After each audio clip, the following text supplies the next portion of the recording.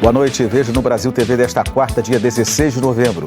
Enterrados pai e filha atropelados em Guarulhos por um motorista de 19 anos que não tinha habilitação e apresentava sinais de embriaguez. Um sargento da PM foi morto por outro policial no bar de um condomínio no Rio de Janeiro. Fila nos postos de saúde em São Luís no primeiro dia da aplicação da 5ª dose da vacina contra a Covid para pessoas acima de 18 anos. E ainda a morte da ex-jogadora da Seleção Brasileira de Vôlei, Isabel. Agora, no Brasil TV.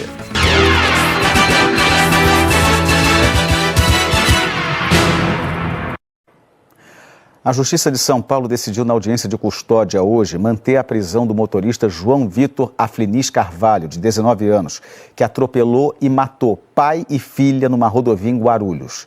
Segundo a polícia, ele dirigia sem habilitação e confessou ter ingerido bebida alcoólica. Hoje de manhã, família, amigos e colegas de esporte se despediram de Jéssica e Álvaro Levadinha, no cemitério Vila Rio, em Guarulhos. Álvaro, de 69 anos, e Jéssica, de 31, eram pai e filha, ambos apaixonados por corrida. Boa, Jéssica, tá bem! Vamos, respira e vai, filha! Parabéns! Não tem como falar da Jéssica sem falar do Álvaro. Inseparáveis os dois. Um não viveria sem o outro. Eram inseparáveis, a relação de amor um com o outro e com o esporte era fantástica. Não tinha como falar dos dois sem falar de esporte e sem falar dessa relação de amor entre pai e filha. É muita dor no coração, não dá para descrever o sentimento não somente de dor, mas de revolta também, porque a maneira como aconteceu foi uma maneira que poderia ter sido evitada. A Jéssica, no seu currículo, ela participou de mais de 200 corridas de rua, onde ela fez mais de 140 pódiums e estava se preparando já para participar da São Silvestre. No velório, a família não quis gravar entrevista, todos estavam muito abalados. Pai e filha treinavam na manhã de terça-feira na rodovia Hélio Smith, perto do aeroporto de Guarulhos, quando foram atropelados por João Vitor Aflinis Carvalho, de 19 anos. Câmeras de segurança registraram Jéssica treinando no canteiro central da rodovia. Logo depois, no canto da tela, é possível ver o carro que atingiu os dois. A batida foi tão forte que o motorista arrancou parte da cerca de proteção do canteiro e destruiu 2 postes de iluminação pública. A velocidade permitida para essa pista é de 70 km por hora. Um tênis ficou no local do acidente. João Vitor é esse que aparece nessas imagens, já fora do carro. Ele é soldado do Exército e foi preso em flagrante por homicídio doloso, quando há a intenção de matar. O militar dirigia sem habilitação e se recusou a fazer o teste do bafômetro. Por ele ser um soldado do Exército, a Polícia do Exército acompanhou os atos aqui de polícia judiciária. Ele vai ser encaminhado para audiência de custódia, mas ele permanece em razão da função dele nesse quartel do Exército. Em depoimento à polícia, João Vitor confessou que consumiu bebida alcoólica. O motorista está preso num quartel do Exército e vai responder à Justiça Civil e também a um inquérito militar. O Exército disse que repudia qualquer ato que atente contra os preceitos éticos e morais da profissão militar. Como você viu na reportagem, no boletim de ocorrência, João Vitor Carvalho confessou aos policiais que ingeriu bebida alcoólica. Mas a advogada dele disse que o militar não consumiu bebida alcoólica, que ele apenas fez o uso do direito constitucional de não se submeter ao teste e que a prisão em flagrante foi decretada com base em suposições. A defesa também lamentou o acidente. A polícia do Rio investiga a morte de um sargento da PM que foi baleado por um colega de farda no bar de um condomínio na zona norte da cidade do Rio. Câmeras de segurança registraram o assassinato. Um crime a queima-roupa. O vídeo mostra o cabo Jonas Barreto Santos andando em direção ao sargento Sandro da Rocha Mariano. Ele parece falar alguma coisa e logo depois atira. Sandro é atingido no peito. Começa uma correria. Tudo acontece diante da esposa e do filho de 3 anos de idade do sargento Sandro. Depois de atirar, o soldado Jonas arranca a arma do sargento Sandro da cintura e permanece no local. Esse outro vídeo mostra o desespero dos vizinhos. Liga a polícia, liga! O bar fica dentro de um condomínio na rua Aníbal Porto, em Irajá, na zona norte do Rio. A Sueli, vizinha de Sandro, estava na mesa com ele e viu tudo. O cara chegou, tá me reconhecendo? Tal, a seco, tudo muito rápido, uma coisa desnecessária. Mesmo que tivesse uma desavença, Pra que dar esse tiro? Uma equipe da Corregedoria da PM esteve no local e fez uma perícia no prédio. O cabo Jonas foi preso em flagrante e passou a noite na Delegacia de Homicídios na Barra. Essa manhã ele foi levado para o exame de corpo de delito no Hospital Central da PM e em seguida para o Batalhão Especial Prisional da PM em Niterói. Sandro trabalhava no batalhão de Irajá. O sargento deixa a esposa e 3 filhos. Parentes vieram hoje aqui para o Instituto Médico Legal liberar o corpo. A Delegacia de Homicídios da capital abriu um inquérito para investigar o caso. A esposa da vítima disse que Sandro e Jonas tiveram uma discussão 3 anos atrás. Houve uma desavença, que a Rafaela, mãe do filho, esposa, não sei, desse rapaz, deixou um cachorro solto no condomínio. E esse cachorro avançou em mim e no meu filho. E ele colocou o pé para nos proteger, mas não encostou no cão. Ela, alterada, xingou ele de todas as formas. E ele pediu para que ela respeitasse ele. E ela permaneceu fazendo a mesma coisa. E aí ele se igualou a ela. Nisso o filho deles foi lá, chamou o pai veio correndo para cima dele, já querendo agressão. Eu entrei no meio dos dois, pedi para evitar aquela coisa toda. Cada um foi para sua casa. E, infelizmente, ontem ele cometeu esse crime aí. A Corregedoria da PM do Rio também investiga o caso. O Ministério Público pediu para a Corregedoria da PM do Distrito Federal para investigar o caso de um homem negro que foi agredido por policiais militares em Planaltina durante uma abordagem. A Comissão de Direitos Humanos da Câmara Legislativa do DF enviou ofícios para a Corregedoria da PM, a Delegacia Especializada de Repressão aos Crimes por Discriminação Racial e ao Ministério Público. Mais um caso lamentável de violência na abordagem policial, agora televisionada. Isso é muito chocante, porque somos nós, a sociedade inteira, que pagamos as instituições policiais para que forneçam a nossa segurança e garantam toda a segurança pública. Então é importantíssimo que nesse caso, e nós como Comissão de Direitos Humanos, vamos tomar as providências, que haja uma investigação rigorosa do Ministério Público e da Corregedoria da Polícia Militar. Agora o Ministério Público pediu que a Corregedoria Geral da Polícia Militar do DF abra um procedimento de investigação preliminar para apurar esse caso. O MP quer saber se há indícios de crime militar. Em nota, a Polícia Militar informou que abriu um procedimento para apurar o caso antes mesmo do pedido do MP, mas não deu nenhum prazo para finalizar a apuração. A agressão foi em uma distribuidora de bebidas em Planaltina no fim de semana. Nas imagens, um homem negro aparece sendo espancado por policiais durante uma abordagem. Nesse vídeo registrado por câmeras de segurança, um dos PMs chuta a perna da vítima, enquanto os outros militares o empurram para o meio da rua, batem e o arrastam no asfalto. A vítima é o garçom Marcos Vinícius, que afirmou que estava saindo do trabalho quando foi abordado e agredido. Eu falei assim, ó, também vou para casa agora, eu chutei a garrafa. Ele falou, vai lá buscar, nega, a garrafa que você jogou no meio da rua. Eu falei, não vou não, se você tivesse falado até com mais educação comigo, que eu também mereço, né? Eu sou cidadão, eu quero justiça, só isso. Mais respeito também, né? Porque a gente é preto ou mora na favela. Tem muita gente que trabalha aqui, entendeu? Ganha a vida, entendeu? Aqui.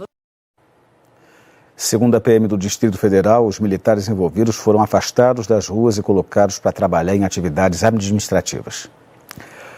8 integrantes de uma célula neonazista foram flagrados em Santa Catarina e acabaram presos. No local, a polícia encontrou itens e roupas com referência ao nazismo. O Juan Torescati acompanha o caso. Os 8 homens que foram presos em flagrante, suspeitos de fazerem parte de uma célula neonazista, passaram por audiência de custódia e tiveram a prisão preventiva decretada. Portanto, eles seguem no presídio aqui de Florianópolis. A Polícia Civil encontrou esses 8 homens em um sítio na cidade de São Pedro de Alcântara, que fica aqui na Grande Florianópolis. De acordo com a investigação, eles faziam uma espécie de confraternização. O grupo teria pelo menos 6 anos. Com eles foi encontrado também vasto material com diversos símbolos nazistas que também farão parte desse inquérito da investigação da Polícia Civil. O Ministério Público de Santa Catarina está acompanhando o caso e aguarda a conclusão do inquérito. A polícia está atrás de ladrões que fizeram um arrastão num supermercado em São Vicente, em São Paulo. Cerca de 50 pessoas invadiram o lugar e, na frente de clientes e funcionários, roubaram dinheiro, produtos das prateleiras e 2 deles estavam armados. Boa noite para você, para todos. Esse arrastão aconteceu ontem por volta das 8 horas da noite, um pouco antes das 8h20 da noite, em um supermercado atacadista que fica no bairro do Catiapoã, aqui em São Vicente. O representante do supermercado analisou as imagens do sistema de monitoramento do local e conseguiu contar em torno de 48 pessoas participando desse crime. 2 dessas pessoas estavam armadas. Até agora não tem ninguém preso. Um jovem de 19 anos chegou a ser trazido aqui para a delegacia sede de São Vicente, mas acabou liberado por falta de provas. Essa quadrilha, esse grupo, levou vários produtos do supermercado, como cigarros, bicicletas, bebidas alcoólicas e ainda mais de R$7 mil em dinheiro. Marcela Pierotti, de São Vicente, para o Brasil TV. São Luís começou a aplicar hoje a 5ª dose da vacina contra a Covid em todas as pessoas acima de 18 anos que tenham tomado a 2ª dose de reforço há pelo menos 6 meses. E teve fila nos postos. O anúncio foi feito ontem pelo prefeito de São Luís e nesta quarta-feira a aplicação da 5ª dose já iniciou na capital maranhense. O público são as pessoas a partir de 18 anos e vale uma informação importante. O intervalo da última dose de reforço para a 5ª dose tem que ser de pelo menos 6 meses. Diferentemente das outras campanhas de vacinação contra a Covid, desta vez as vacinas estão disponíveis em todos os postos da capital e também pontos exclusivos como esse, num shopping aqui de São Luís. As pessoas já chegaram cedo para garantir a vacinação. São Luís é a primeira capital brasileira a disponibilizar a 5ª dose da vacina contra a Covid-19. Davi Araújo, para o Brasil TV. E os postos de saúde de São Paulo começaram hoje a cadastrar crianças com mais de 6 meses de idade até menores de 3 anos para chepinha, aquela sobra da vacina contra a Covid. Amanhã começa a vacinação nesse público na cidade de São Paulo, mas apenas para crianças com comorbidades, que são doenças pré-existentes. Com esse cadastro, as outras crianças vão poder receber a primeira dose no fim do dia, caso sobre alguma. A Ananda Apple tem as informações. Temos na capital cerca de quase 370 mil crianças com essa idade, entre 6 meses e menores de 3 anos, que já poderiam tomar a vacina. Mas a prefeitura recebeu menos de 10% em doses do que seria necessário para vacinar todas essas crianças, em torno de 35 mil doses. Por isso, então, foram estabelecidas prioridades. E lembrando que a última vez que crianças foram vacinadas foi em setembro, as que tinham entre 3 e 4 anos.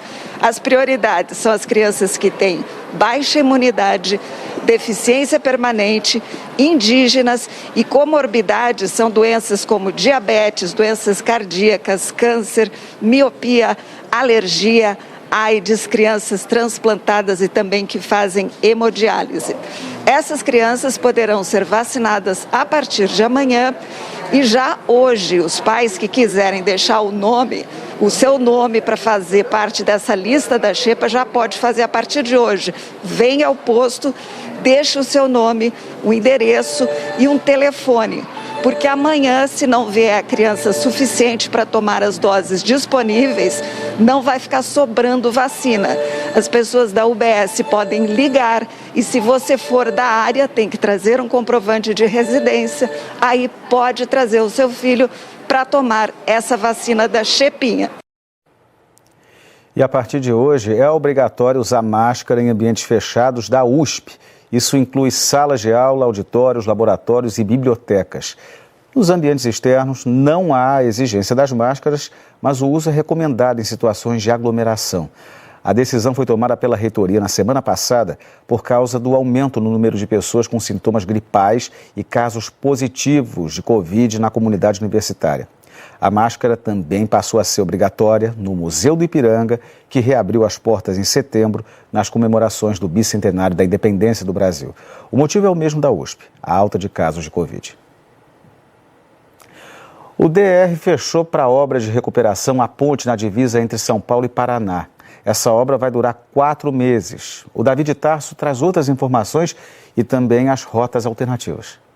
A ponte é o principal elo de ligação das cidades da região de Presidente Prudente, no estado de São Paulo, com as regiões da cidade de Londrina, no Paraná. A interdição deve durar 4 meses, de acordo com o DR, que é o responsável pela obra. Serão investidos mais de 3 milhões e 700 mil reais para a recuperação da ponte. Durante a interdição, as pessoas podem optar pelas rotas alternativas, usando a rodovia Miguel Jubran, a SP-333, no quilômetro 451 em Florínia, ou a rodovia Assis Chateaubriand, SP-425, no quilômetro 523 em Pirapozinho, próximo distrito de Tororó, do Paranapanema. A obra na ponte fica na rodovia Rodolfo Ribeiro de Castro, SP-421, no quilômetro 150. David de Tarso para o Brasil TV. A seguir, um programa de intercâmbio no interior de São Paulo traz jovens talentos da música do mundo inteiro para trocar experiências por aqui.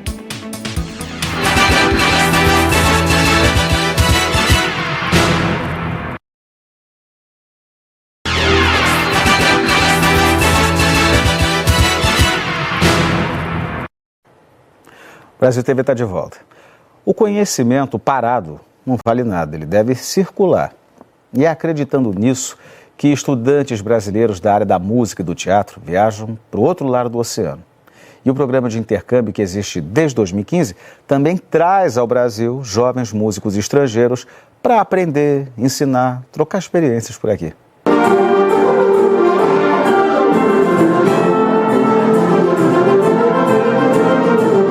Eles não estão aqui a passeio. Na plateia, são mais que espectadores. São estudantes de música ávidos por conhecimento. Fomos selecionados, fizemos teste.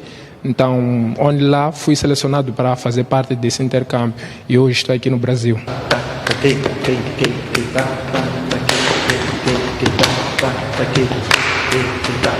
E intercâmbio é sinônimo de uma troca intensa de experiências. Américo e Almirante, de Moçambique, já dominaram a levada do nosso samba.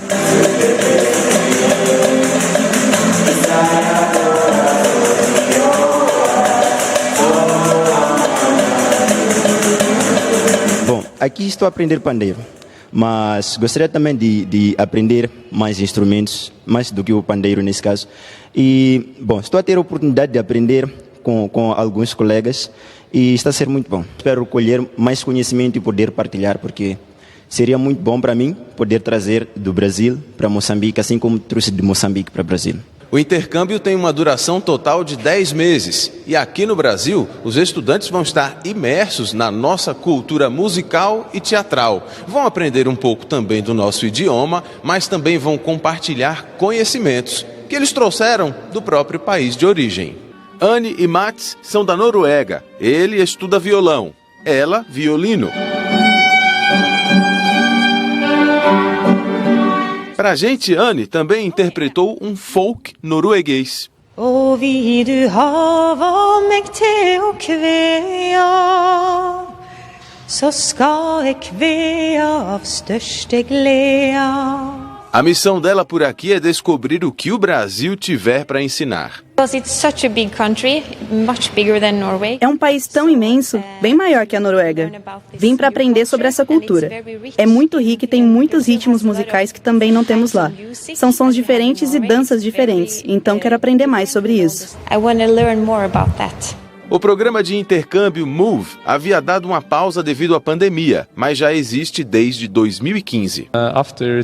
Depois de 2 anos de Covid, tendo que ficar na Noruega, é muito bom ter essa oportunidade, sentir que o mundo é muito maior do que os nossos pequenos apartamentos lá na Noruega.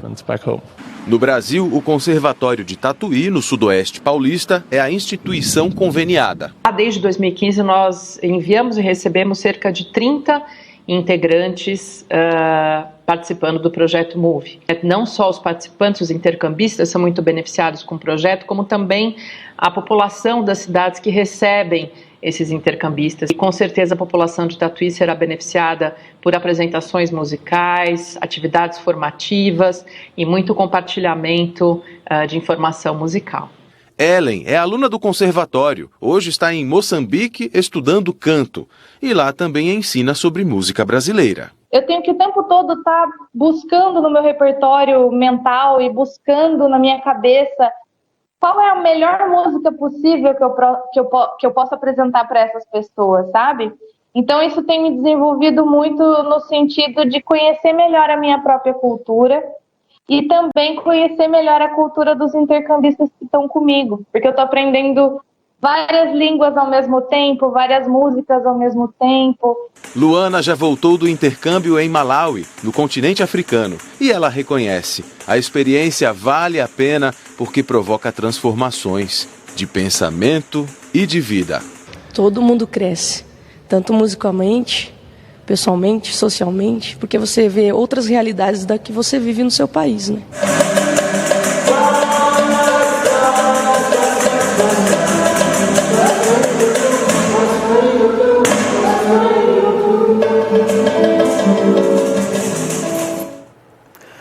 O esporte brasileiro está de luto. Morreu hoje em São Paulo, aos 62 anos, a ex-jogadora de vôlei Isabel Salgado, a Isabel do vôlei, musa e ícone nas quadras, nas arenas do vôlei de praia e também fora delas. Maria Isabel Barroso Salgado. A Isabel foi uma das maiores referências do vôlei brasileiro. Jogadora revelada nas categorias de base do Flamengo, Isabel estreou pelo clube em 1973, quando tinha 13 anos. Em 1978 e 1980, foi campeã brasileira pela equipe rubro-negra. Eu lembro, eu chegava em casa, a minha mãe é professora, as minhas irmãs... A questão do ensino, do estudo, era muito importante na minha casa. E eu não queria estudar, eu queria jogar vôlei. E tinha que estudar. Fez parte da seleção feminina de vôlei, que abriu muitas portas para a modalidade nos anos de 1980, ao lado de Vera Mossa e Jaqueline. Nos Jogos Pan-Americanos de 1979, em Porto Rico, essa grande geração conquistou a medalha de bronze. Isabel disputou 2 Olimpíadas, em 1980 e 1984. Ponto espetacular da Isabel! Que coisa espetacular este vôlei feminino do Brasil! Foi a primeira jogadora brasileira de vôlei a atuar numa liga estrangeira, na Itália, em 1980, no Modena. No início dos anos 1990, migrou para o vôlei de praia, em que foi uma das pioneiras mundiais da modalidade. A roupa que você veste, você está exposto. Você está exposto. E é uma coisa primitiva. A forma como é, né? A gente, se você for ver a arena, né? A disposição, joga o cara lá na areia, a galera em cima, só faltam os leões que estão ali do outro lado. Uma das suas parceiras foi a Jaqueline, antiga companheira das quadras. A Jaque, ela é mais que uma amiga, ela é uma irmã. Eu conheço a Jaque desde a minha meninice. No vôlei de praia, chegou a treinar as filhas Maria Clara e Carol. Carol, liga você na rede! Uma das cenas marcantes da carreira de Isabel em um amistoso da seleção brasileira contra o Japão no ginásio do Ibirapuera em 1982. A torcida hostilizava as japonesas durante o jogo, até a estrela brasileira, então com 22 anos, pegar um microfone e pedir que o público parasse com as ofensas. Isabel foi muito importante dentro e fora das quadras. No fim dos anos 1980, grávida, com barriga, chamou a atenção de todos ao seguir atuando numa partida pelo Flamengo. Uma imagem que inspirou gerações de mulheres. Começou, em vez do voleibol estar na frente, eu estava jogando, estava mais a curiosidade de uma mulher grávida estar jogando. Então eu joguei, mas eu acho que eu joguei até uns 6 meses de grávida, já também estava na hora de parar. Estava grávida de quem? Estava grávida da Maria. E eu vi tudo isso, mas rever é uma emoção tão diferente, tão bacana.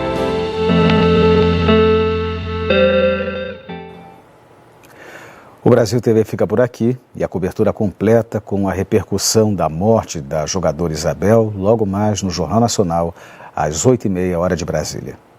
Até amanhã.